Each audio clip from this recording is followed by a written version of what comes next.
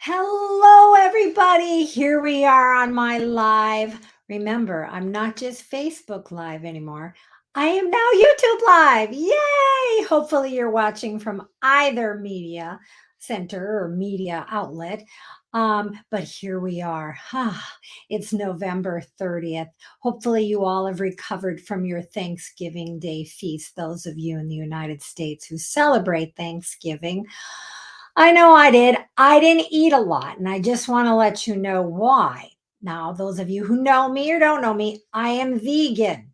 So Thanksgiving is kind of a challenge for people's that I go to. When I go to their house, they're like, we didn't know what to make.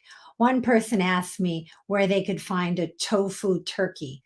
I said, I don't know where you can find a tofu turkey, but I'm not eating a tofu turkey. So don't get a tofu turkey for me. I don't even know.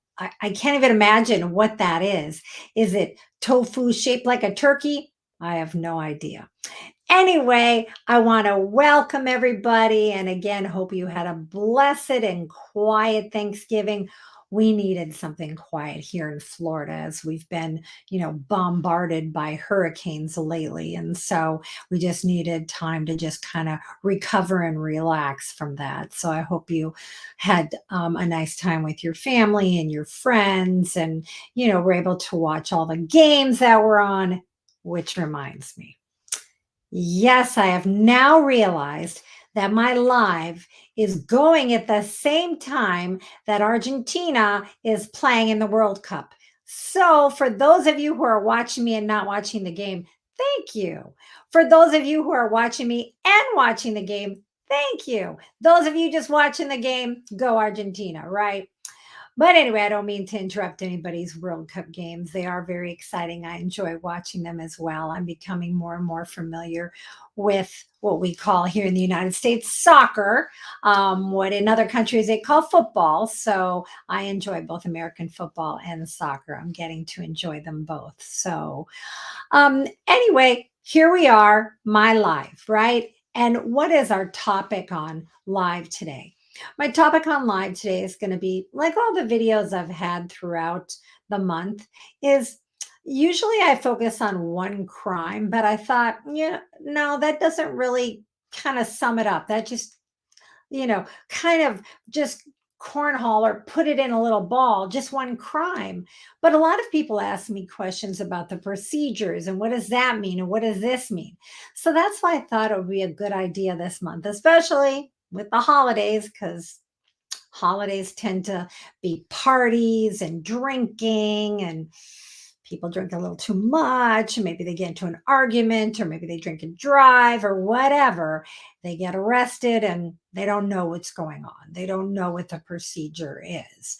And so that's why I thought it would be a good idea to kind of go through the procedural aspect of it, because that way, the general public becomes more familiar with it. Hi, Ariana. Good afternoon to you. I like your orange. You just pop right out in that photo. I think that that's a nice color. I was in Mexico recently and I was doing some shopping and I saw this bright orange full length coat. I put it on. Yeah, color's not for me. I don't know if you notice a lot in my videos. I'm mostly black, gray, navy. If you see me in a bright color, maybe it's laundry day. I didn't have anything else to wear, but you're not generally going to be see me in those bright colors. But I like them on other people. It's just not for me. But anyway, it looks beautiful on you. So, hi, Augustina. Good afternoon. Wow, what an interesting picture. Very nice. Talking about color, right? I think you guys are trying to tell me something. Hi, Michael. Good afternoon to you too. I'm glad that everybody is coming in and maybe, like I said, one eye's on the World Cup and one eye is on me. Hi, William. How are you doing? Um, Now remember last live that I had a special guest. No guest today. All you have is me. Well, I'm a guest, but you all are really the center because I'm here to answer your questions. So I'm really not alone, am I? I have you there to ask questions, to participate, to talk to, just to kind of relax and talk about things. So that means since I don't have a special guest today, that my other special guest is back. Remember, I told you that newscaster Laura that she was off somewhere. She was in some tropical area. Yeah, that's where she was. So she didn't newscast last time. But this time she is going to newscast because she's going to talk about a couple new laws that we have here in Florida. Not new laws, but just enhancements to current laws that we have. And so she's going to be newscasting. Then, she's going to throw it back to me so that I can talk to you about the videos and give you more detail of what we talked about this month. So I think we're ready. We're about 6-7 minutes in. Hopefully y'all are settled back. You got your popcorn, you get your water or your soda or your tea, whatever you're going to be drinking. And you're going to be cheering on Argentina on one end and talking to me on the other. So why don't we get started? So I'm going to flash it over to the newscaster and let her give you the latest news.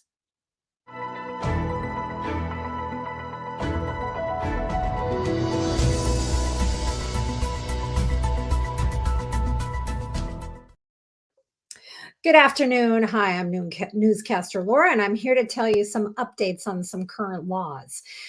Well, first of all, I'm going to talk about the laws that went into effect July 1st of 2022. The first one is, if you can believe it, how loud we play things in our vehicles. Now, remember, these laws are Florida law. So you may have different laws if you're listening to me from another state or even another country. But what Florida legislation has done is talked about how loud your music can be in your vehicle while you're driving.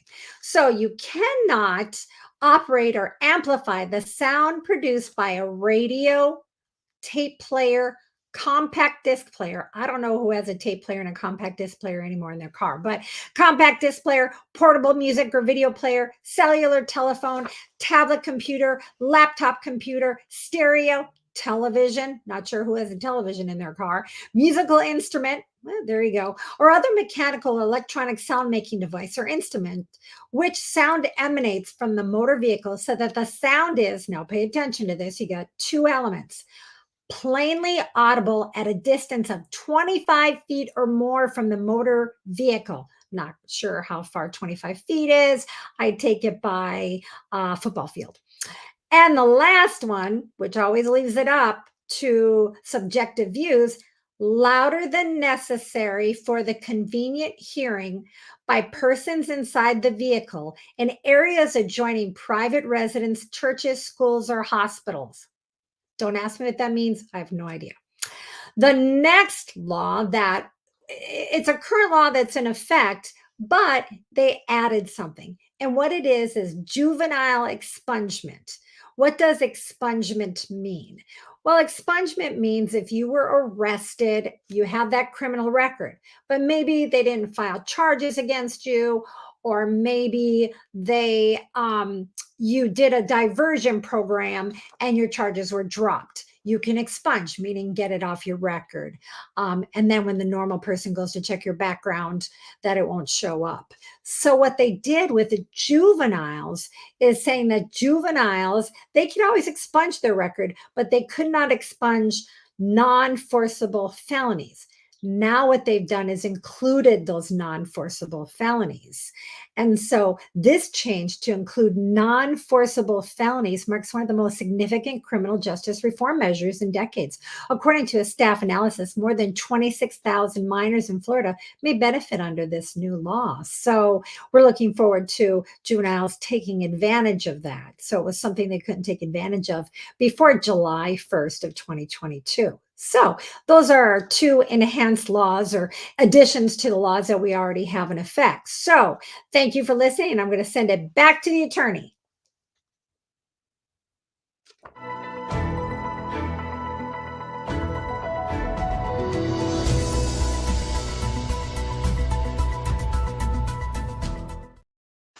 Well, thank you, newscaster. Wow, did you know about that?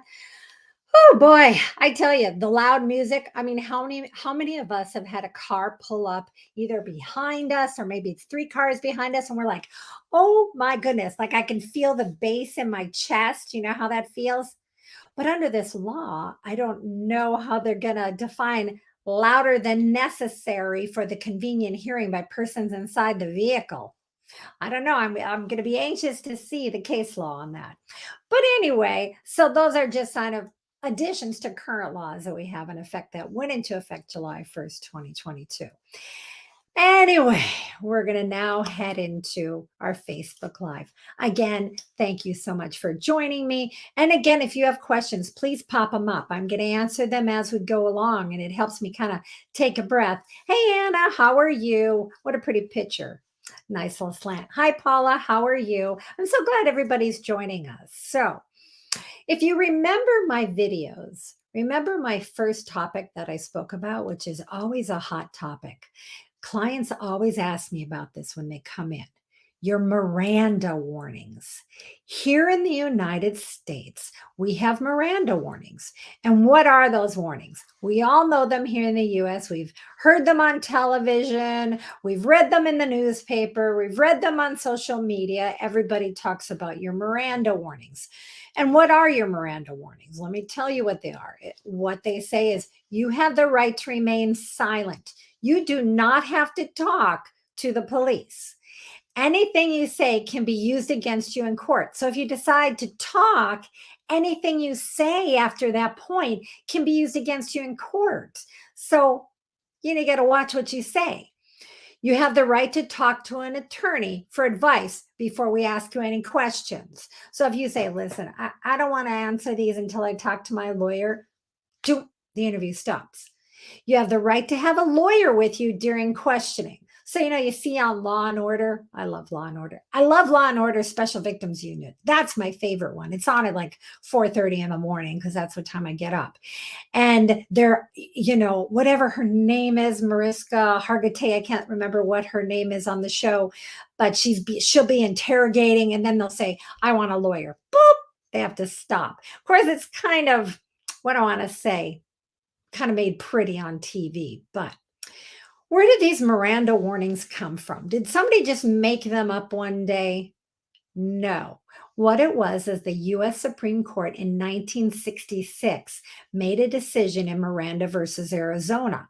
So Miranda was saying, hey, I didn't know that I had the right. I should have been told that I had the right to remain silent. And so the United States Supreme Court agreed with that, and that's where these Mirandas came from.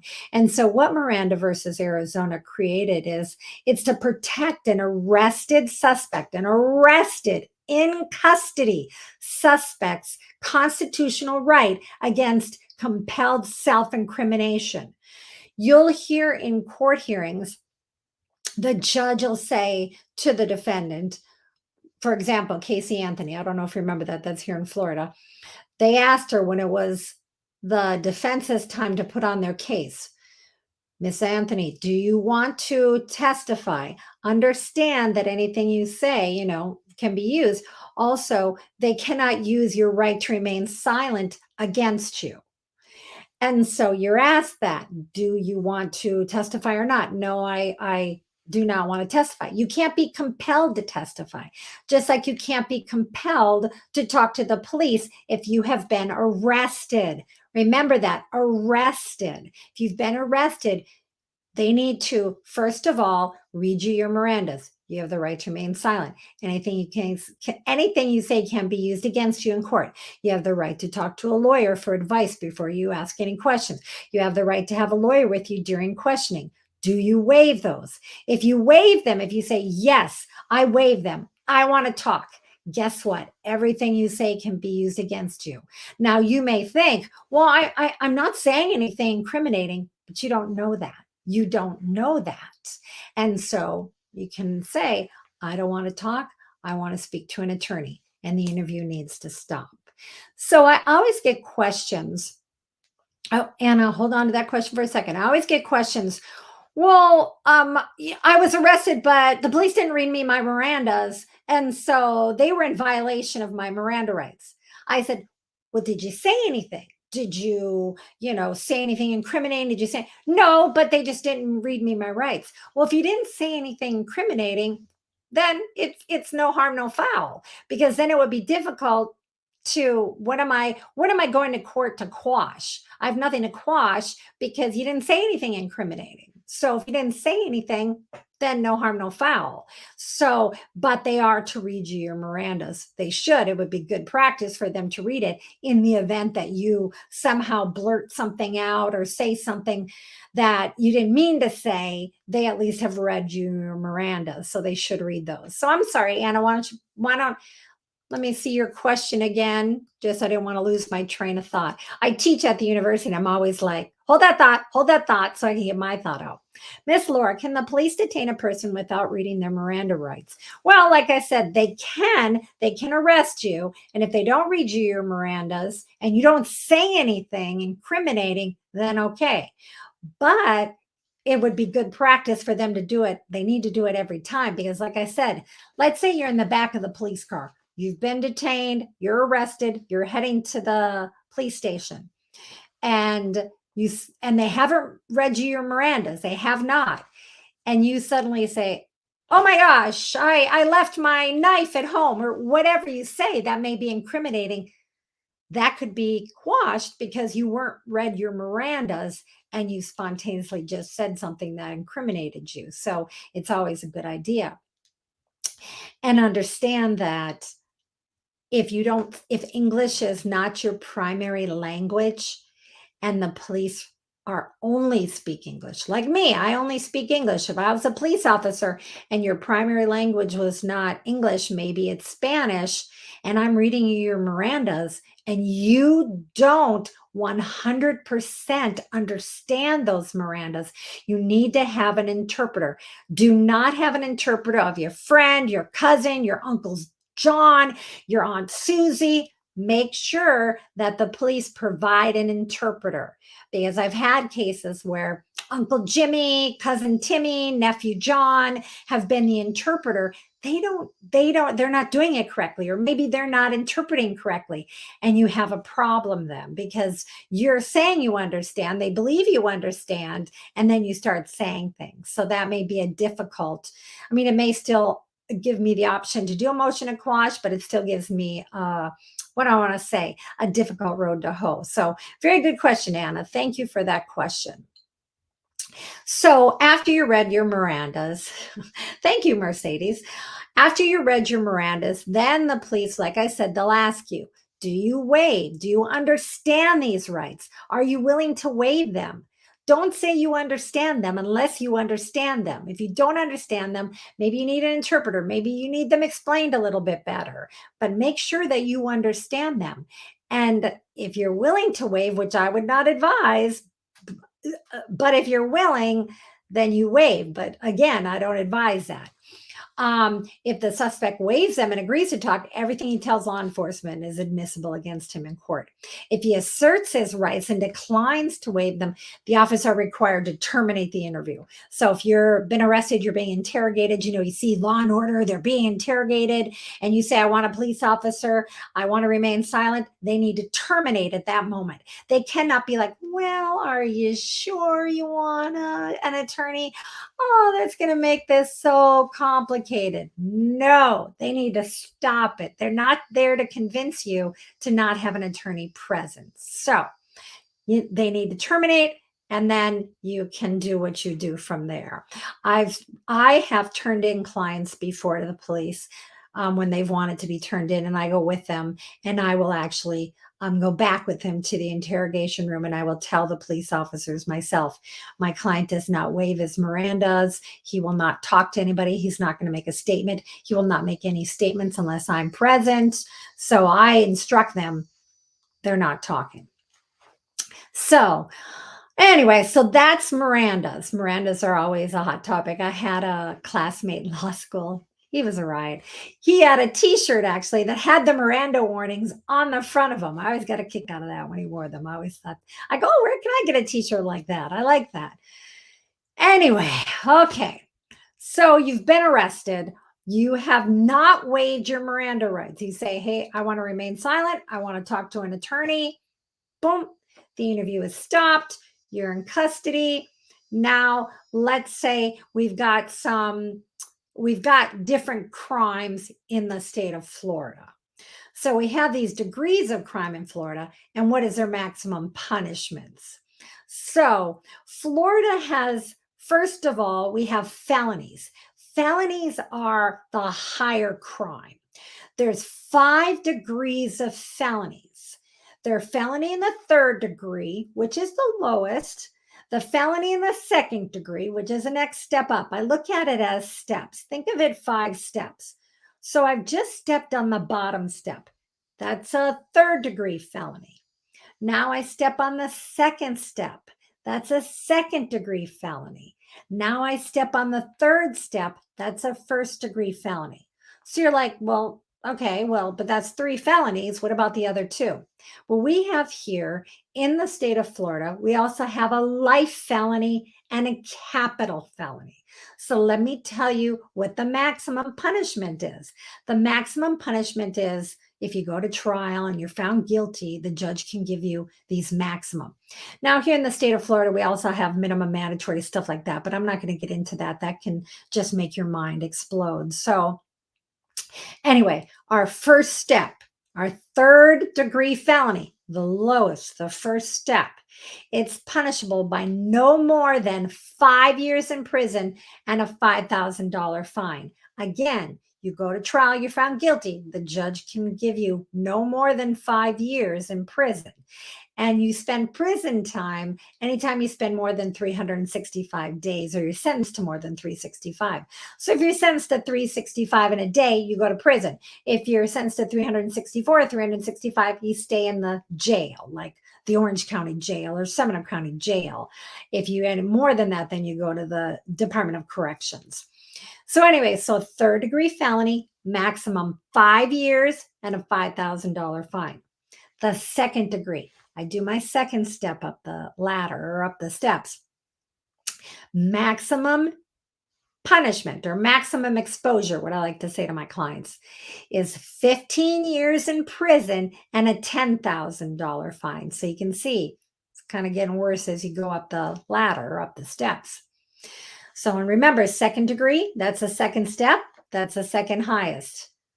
Felonies in the 1st degree. So you're going up the 3rd step. So that's the 3rd highest, is felonies in the 1st degree are punishable up to 30 years in prison and a $10,000 fine.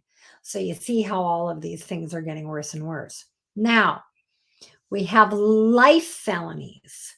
What that is, and what we call it here in the state of Florida, is punishable by life. We call it a PBL, punishable by life. This charge is punishable by life. So a life felony is punishable by up to 40 years in prison and a $15,000 fine. So, and then last but not least, here in Florida, we have something called a capital felony. A capital felony would include capital murder. That would mean it was 1st degree murder. There was contemplation. There was a murder involved. Felony murder, meaning a felony was committed at the same time as a death. So let's say the person goes in to burglarize the home as a felony, and then somebody dies in the process. It could even be your co-defendant. We had an issue here one time. We used to have those, I don't know, gambling areas. I don't know. They would go, I never really knew what it was, but they would go in, people would go in, they'd be open 24 hours a day, and they could go to these machines and do gambling or something. Anyway, it was in the middle of the night. It was in my neighborhood, if you can believe that, just a mile down the road. And these 2 men went in to rob the place. Well, little did they know there was a security guy with a gun. So these men went in, pulled guns, all of that. Well, the security guy shot at both of them. One of the co-defendants was hit by the security guy and he was killed. He subsequently, he didn't die right there. He died later on, but his co-defendant was charged with felony murder because felony, they were committing a felony. They were going to burglarize or rob this place of business. And in the commission of that felony, somebody died. It could be the co-defendant. It could be your victim, whomever. That could be a capital felony. So just depending. Anyway, so the capital felony is punishable by death. We have the death penalty here in Florida. Your state may or may not. Punishable by death or life imprisonment. Here in the state of Florida, life imprisonment means life. There's no parole. There's no gain time with life. Life is life. You do not leave that prison until you subsequently pass away. So that's what a capital felony could be. It's either, death or life imprisonment without the possibility. The only thing that we call capital that may or may not, that death would not be an option is capital sexual battery on a child under the age of 12. That does not have the death penalty, but that does have a life imprisonment, a PBL, punishable by life. So anyway, so those are the degrees of felonies. So let's drop it down a little. Let's get to something a little less serious. Misdemeanors. Misdemeanors are a lower level of crime here in Florida. Driving without a license, DUI if it's your first offense and you haven't been habitualized. Let me see. There's also trespassing, anything like that. That's a misdemeanor, maybe a petty theft. There's two kinds of degrees of misdemeanors, just two. So the lesser one, so I'm going back down my steps and I'm going to the other steps because there's only two in a misdemeanor. My first step is a second degree misdemeanor. Second degree. That's again, if you went to trial, you're found guilty, the maximum punishment you could get is 60 days in jail. Because that's 60 days. So you only have to spend it in the county jail. 60 days in jail or 6 months of probation and up to $500 in fines. So that's a second degree misdemeanor. A first degree misdemeanor, we're taking a step up, we're now up a step, is punishable by up to 12 months, is up to 12 months in jail, 1 year of jail, potentially 12 months of 12 months of probation, and up to $1,000 fine. Those kind of misdemeanors are anything from like cruelty to animals, maybe possession of some drugs, like less than 20 grams of marijuana, and a battery, like a domestic violence. So that's a first degree misdemeanor. A second degree, the lower step, 60 days in jail and up to $500 in fines. The next step is up to a year in jail and $1,000 fine. So those are the degrees of crimes that we have in Florida. Every state is different. Everything is different. So, but this is how we do it in Florida. Okay, so you've been arrested. You are being potentially charged with a crime. So what happens? Do you just sit in jail and just twiddle your thumbs until somebody makes a decision about what to do with you? No, we have hearings. And in criminal court, things move pretty quickly. And we'll explain that towards the end of why. They move pretty quickly because people have a constitutional right to not sit in jail or not sit and have these charges hanging over their head without knowing anything. So we have hearings. So let me take a second so I can deal with Florencia. Well, you can put back up Florencia. Can someone sentenced to life in prison be released sometime earlier for any reason? No. If they're sentenced to life in prison, it's life in prison here in the state of Florida. Now, if some new law came about, we had something recently, it was quite a few years back, about death penalty, that the juries here in Florida, we do the criminal phase, the trial, then we do the sentencing phase when it comes to, death or life. And so the jury decides whether or not, if they've been found guilty of a life felony or a capital felony, they decide guilt or innocence. And then they have a separate sentencing hearing where the jury decides life or death, if death is on the table, if death is truly out there.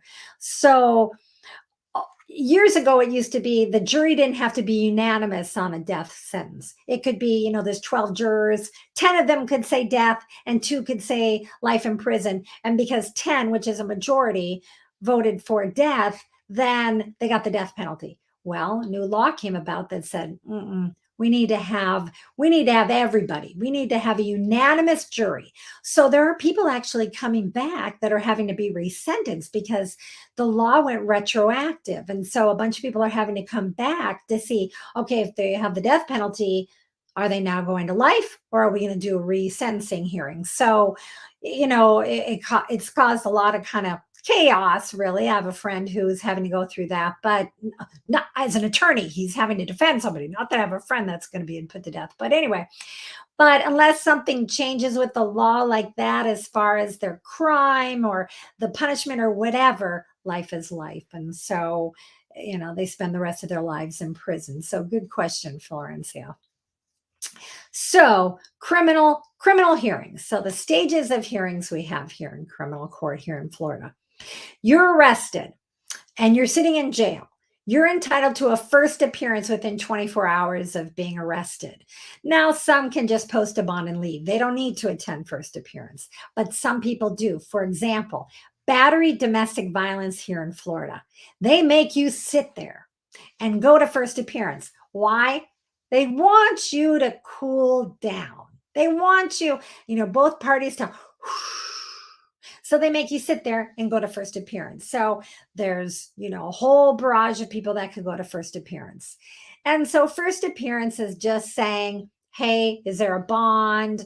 What are the charges that are going to be filed? Do you want a lawyer appointed for you? Are you going to pay for your own attorney? That's all really a first appearance is. And then if there's a bond, can they post the bond and they'll go off and deal with that. But that's really what a first appearance is. Pretty quick. So after that, after the first appearance, you're set for what we call an arraignment or a preliminary hearing. So an arraignment is most of the time what we do as attorneys, we just waive your appearance and we waive our appearance, because really at the arraignment, it's really just saying, okay, what are they being charged with? Is there probable cause to go forward? And maybe it's dismissed. Maybe there's an offer thrown out to the defendant and they want to accept it. I advise not to do that because you never know what us as attorneys can do for you. But, that's up to the person going. I've gone to arraignments before and I've watched them and been like, oh, I wish they wouldn't accept it, because you never know. You never know what could happen. What's your case about until you get in front of an attorney. But that's everybody's choice. So the arraignment goes on. Usually, like I said, we waive it. We do a notice of appearance, a waiver of arraignment, meaning nobody needs to go, a request for discovery, which is a request for the evidence in the case. We want a copy of everything in the case. We want any videos, body cam, pictures, police reports, witness statements, whatever you have, the state has to give to us. So we're requesting that discovery. A plea of not guilty. We're just saying you're not guilty. Just put that out there. And a request for a jury trial. Now, that doesn't necessarily mean we're going to go to a jury trial, but at least we've pled that. So that's really what we do. And we just really don't go to arraignments. So after arraignment, then it's set for either a pretrial conference, a case management conference, whatever it may be. That is so the case can be kept moving forward. The court wants to know what's going on. They don't like with a divorce can drag on for 3 years. I actually had a divorce that did drag on for 3 years. I just want to point out. They don't like that in criminal cases, unless it's a big felony, then there's a lot that has to be involved. But they don't really like that. They want these cases to move. And if they're not moving, why are they not moving? What are we doing? Are we doing depositions? Are we doing motions? What are we doing? The court wants to keep track of what's going on so that the cases move and don't become stagnant. Because what happens when a case becomes stagnant?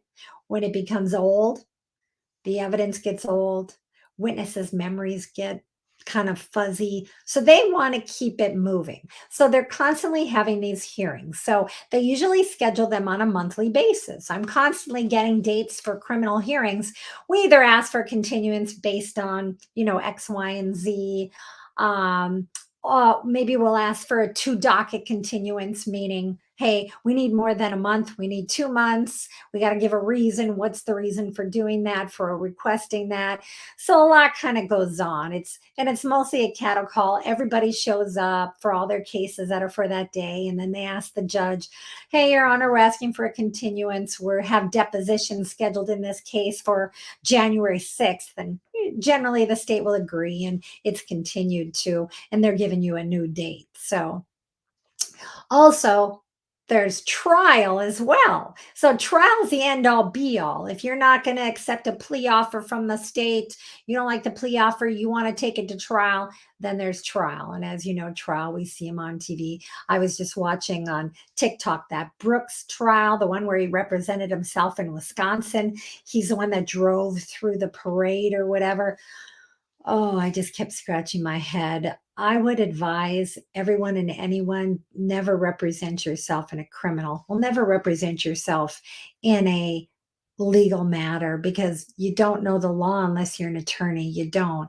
And watching him and, asking about subject matter jurisdiction and all, he just didn't know what he was doing. Maybe it would have turned out better for him. I don't know if he had an attorney. I really can't say.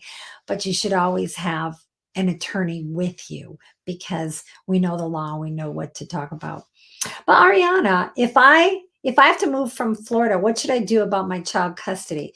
Well, we're really not talking about family issues today. We're talking about criminal. But if you have a case in Florida and you want to move, and especially child custody, please feel free to give our office a call. We'd be more than happy to talk to you about that because there's some issues there that we may need to bring up. And what we're talking about today is criminal. So I hate to kind of muddy the water, but please, Ariana, give us a call and we'll be able to talk about it with you. So thank you so much for bringing that up.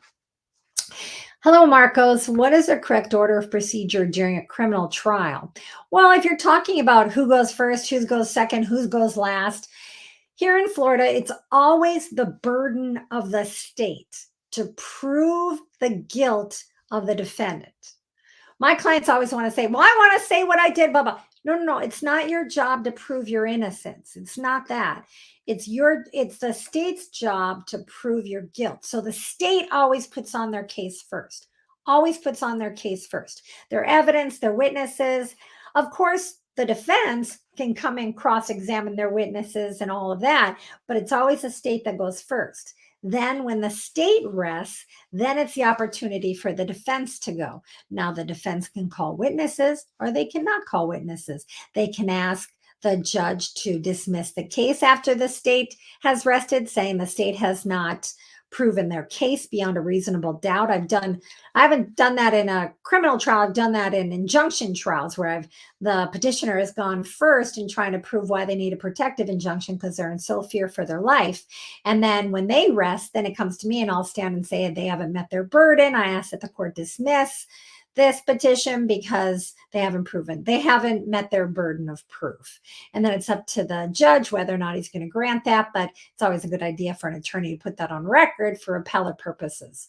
But if the judge doesn't dismiss a criminal case, then the defense can put on their case to try to establish reasonable doubt, because that's what the defense wants to do, is create doubt in the mind of the jurors, because the standard in a criminal case is beyond any reasonable doubt, beyond any reasonable doubt. So let's say it's a murder trial and my defendant is being charged with murder and my defense is a clown did it. Bozo the clown came to the house. Is that beyond a reasonable doubt?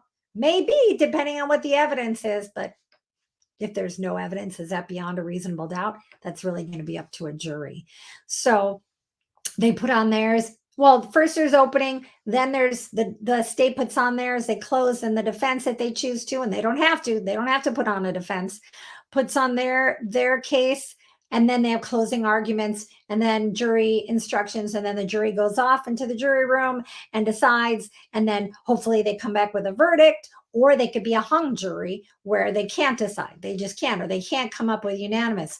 Maybe they have 11 jurors that say guilty and one that says not guilty. They have to be unanimous. They have to be. They can't come back and say, well, we all say it's guilty, but he doesn't matter. No, he does matter. because that one not guilty. So they have to come back if they cannot come up with a verdict and say it's a hung jury. And, at that point, the jury is dismissed and the state has to decide whether or not they're going to do another trial or they're just going to offer something or what they're going to do. That would be up to the state to decide what they're going to do. So very good question, Marcos. Okay, last but certainly not least, speedy trial. I know it's a tricky one. You think speedy trial, that your trial should go fast, right? When it starts, it should like go fast under speedy. Some of these trials can take weeks, which is crazy. I mean, I couldn't imagine I had one that dragged on for 3 years and we did have a 4-day trial, but it was 2 days and then a year went by because a bunch of stuff was done. And then we had another 2 days. So at least I had that break, but I couldn't imagine a couple weeks or 3 or 4 weeks that some of these criminal trials take. But anyway, what speedy trial is every person charged with a crime shall be brought to trial within a reasonable amount of time. So what is a reasonable amount of time? Well, of course, the Florida legislature has put down time limits. So for a misdemeanor, you have to be brought to trial within 90 days of your arrest if it's a misdemeanor. So from when you're arrested or from when you receive a notice to appear in lieu of a physical arrest. Maybe you weren't arrested at the time, but then later on, the state attorney decided to file charges and you were served or you were sent a notice to appear. That's when the clock starts ticking. So 90 days. So what we do sometimes or most of the time is if you request a continuance, you got to waive speedy. You got to stop the clock. You got to stop it. Hey, we're not ready yet. We want a continuance. We waive speedy. We waive the right to be brought to trial within 90 days because sometimes 90 days is not enough. So if it's a felony, 175 days from the time of arrest or the notice to appear, the clock starts ticking, tick, tick, tick, tick, tick to that 175 days. Again, if you ask for a continuance, if you need more time, you do a motion to continue, you waive your client's speedy, right to speedy, and so the clock stops for you to have time because some of these, like I said, murder cases, all of those take a while, and 175 days is definitely not enough time, at least in my opinion. But hey, there's attorneys, wonder attorneys out there, so I give them credit. If speedy has not been waived, if we don't say, okay, we waive speedy, we want the clock to stop. If it's not been waived, and it doesn't go to trial in that 90 days or that 175 days, then the result is that a time extension. Well, first the court has to look at it. The defendant would file something saying, hey, trial hasn't happened. I never waived my speedy. Then the court has to decide, okay, has a time extension been ordered? Has the failure to hold the trial been the fault of the defendant or a co-defendant? Anybody that caused it on the defense side. Or maybe the defendant was unavailable. Maybe they had some medical event and were in the hospital. So the court has to look at that. And then if they decide that, hey, it's no fault of the defendant, there was never a time extension, the defense was always ready to go to trial, then they could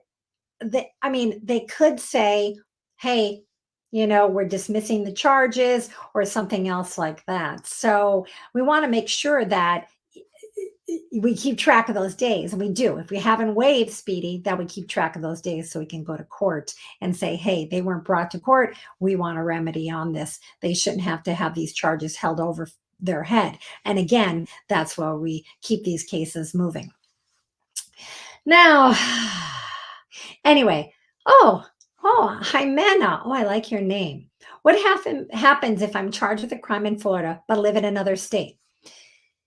Let's say you were in Florida for spring break. Yay, you're having a good time in Miami Beach. Whoa, whoa, whoa, whoa. You're drinking, you're having a good time. You drive, you're arrested for a DUI. But or maybe you weren't arrested. Well, let's just say you were arrested. You were arrested for a DUI. You went out on bond, of course, and then you have to return to Georgia. where you're from. Of course, you have to let your bonds person know if you used a bond person or if you did a cash. You still have to, what do I want to say, answer to those charges in Florida. I have so many clients that say, well, can I move this case to Texas where I'm from? That'd be more convenient. No, you can't. Wherever the crime happened is who has jurisdiction. So Florida, let's say it's Miami-Dade County. You were driving, you didn't have a driver's license. So they just issued you a notice to appear and you got a ride back to Georgia.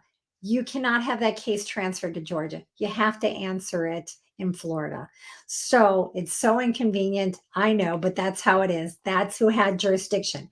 That's where the witnesses are. That's where the evidence is. That's why they have to keep it in Florida. So your best bet is to maybe hire an attorney to take care of that case for you. What we do a lot of times is a PIA, plea in absentia. So, hey, if you agree, hey, I don't want to go to trial. I just want to take the offer the state's giving. What can I do? We can do a plea in absentia where you sign a plea form. We send it to the court. Everybody signs it. And now you abide by whatever that is. Maybe it's just paying a fine. Or see how we're talking now? Courts now have gone not 100% virtual, but you can get virtual if you live out of state. We can file a motion requesting that you appear virtually, that we appear virtually with you, whatever it may be. Because I have a lot of people that not necessarily like you live out of state, but live in the state, but maybe they were caught in Tallahassee with a no valid driver's license, but they live in Miami-Dade. That's quite a trek, right? So what we can do is either, like I said, a plea in absentia or have you appear virtually. So that's how we've gone forward now here in the United States, as I'm sure it's not just here in Florida that we can appear virtually. So very good question though, because I get that a lot from my clients that have, have been driving through Florida or here on vacation. I had one that took his family to Disney, but unfortunately he didn't have a valid driver's license and was caught up in the panhandle returning to Texas. And so we're trying to deal with that case right now. So it can be kind of tough. So very good question. Thank you so much for asking that. Anyway, let me kind of talk about speedy trial again. If you've waived speedy and now you're like, I'm ready to go. I'm ready to go. And you want to demand speedy, meaning you want to bring it before the court to do a trial. I've done that one time. I had a client that we had waived speedy. And so the only witness of the state was in jail up in a different county on a gun charge. I went, ooh, hot dang. That's good because the state probably is not going to be ready because their key witness is in jail. So I did a demand for speedy. I did what we call as a demand for speedy.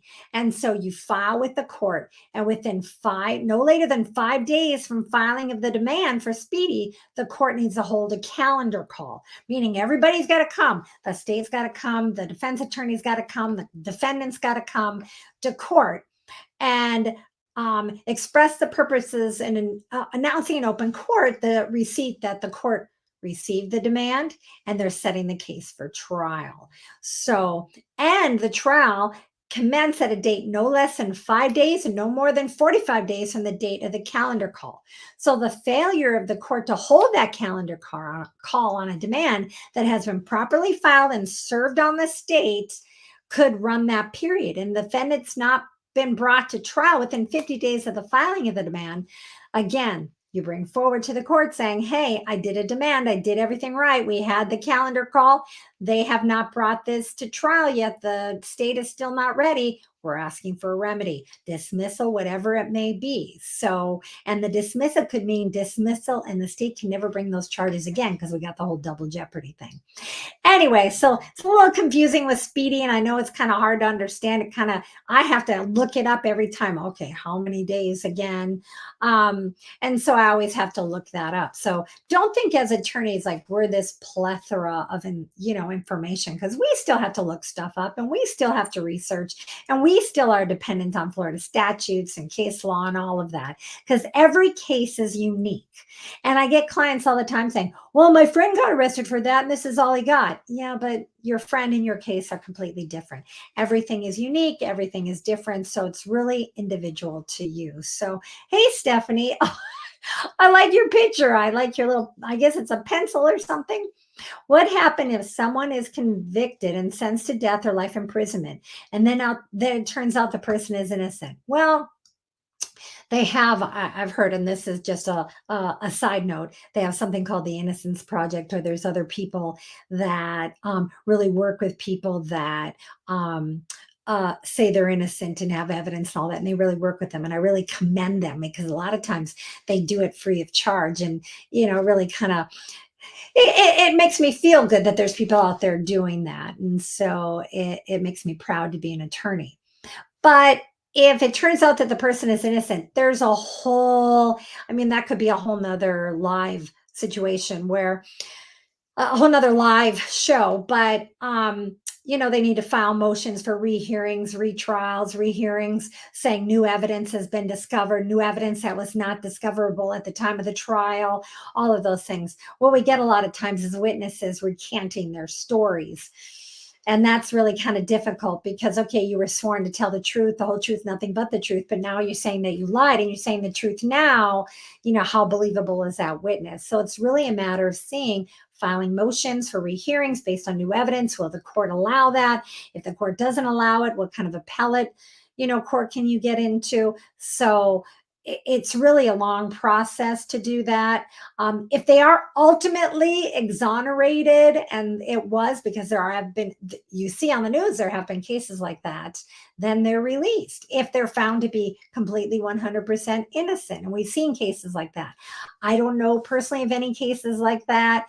But and it's unfortunate. Well, yeah, the what is it? The Central Park Five, those who they were convicted and served time in juvenile, and the one that served time in adult court, and then come years later to find out they never did it. And it was this one gentleman, and they were released. And it's a sad situation that they had to go through that. But it's a very good question, and it is a long, long process to kind of get through the whole system and trying to get back in front of the judge to show them that. So good question, Stephanie. Thank you so much for asking that question. Okay, well, we're wrapping it up here. I thought today was going to be kind of a short little spurt, but as per usual, I'm a talker, so I like to talk. Anyway, I want to thank everybody for coming. I don't know what the score of the game is. I haven't seen it. So as soon as we get off, I'm going to check that out. But I hope you all enjoyed me. And if you're watching the game, that you cheered for your favorite team. And I'm not going to probably talk to you. Well, I'm probably going to talk to you live after Christmas. So please, everybody, if you celebrate Christmas, Hanukkah, whatever you do, have a great holiday season. And I hope you're blessed.